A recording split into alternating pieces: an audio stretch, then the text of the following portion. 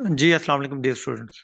GS 2025 के paper में जो क्वेश्चन नंबर 6 का बी पार्ट था, उस वो भी परसेंटेज की कंसेप्ट है। उसमें ये कहा जा रहा है कि mister Rashid page deposit of rupees 60,000। 60,000 पहले डिपॉजिट पे किया, फॉलोड बाय 36 इक्वल मंथली पेमेंट्स, और टोटल 36 इक्वल इसकी मंथली पेमेंट्स हैं। The total amount that he pays is 127% of the basic price। 127% उसने अदा करना है किसका? Of the basic price of rupees 33,60,000। Total amount 33,60,000 है, जबकि उसने जो पे करना है वो उसने उसका 127% पे करना है।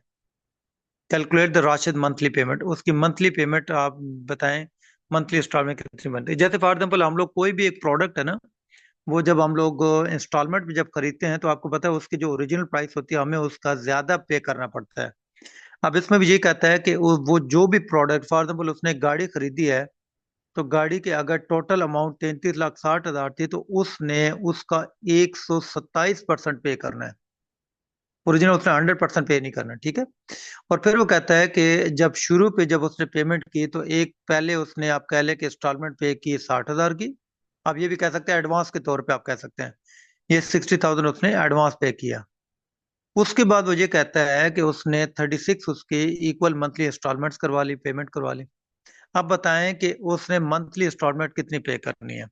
अब अगर हम इसमें सोल्यूशन की तरफ आए तो सोल्यूशन में हम इसमें ये लिख सकते हैं कि इसकी जो बेसिक प्राइस है ना, बेसिक प्राइस ऑफ कोई भी इसने प्रोडक्ट खरीदी है, गाड़ी है, घर है, कुछ भी है, वो इसकी है टोटल 33,60,000 रुपए। जबकि इसने पे करना कितना है? टोटल पेमेंट इसने करनी है इस अमाउंट का 127% इसने पे करना है टोटल। तो ये डबल जीरो अगर मैं कैंसिल कर दूं, इसको जब आप मल्टीप्लाई करेंगे तो ये आपके पास आ जाएगा 42,6700। ये बेटा ऑलरेडी मैंने इसको अमाउंट कैलकुलेट करके रख लिया, ठीक है। ये आपने टोटल अमाउंट पे करनी है, लेकिन ये ओवरऑल टोटल आपने अमाउंट जो पे करनी थी उसमें से 60,000 आपने एडवांस पे कर दिया, ठीक है। तो हम इसमें ये लिख सकते हैं कि initially amount paid as an advance payment, तो वो हमने कितनी पे की जी? वो 60,000 पे की। वो हम इसमें से माइनस कर देते हैं, तो रिमेनिंग अमाउंट हम लिख लेते हैं, remaining amount to be paid is equal to 42,67,200 में से 60,000 अगर आप माइनस करेंगे, आपके पास रह जाएगा 42,07,200। अब ये जो अमाउंट है ना, ये आपने पे करनी है किस में?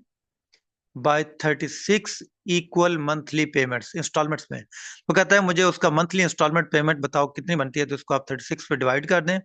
ये आ जाएगा आपके पास मंथली इंस्टॉलमेंट पेमेंट।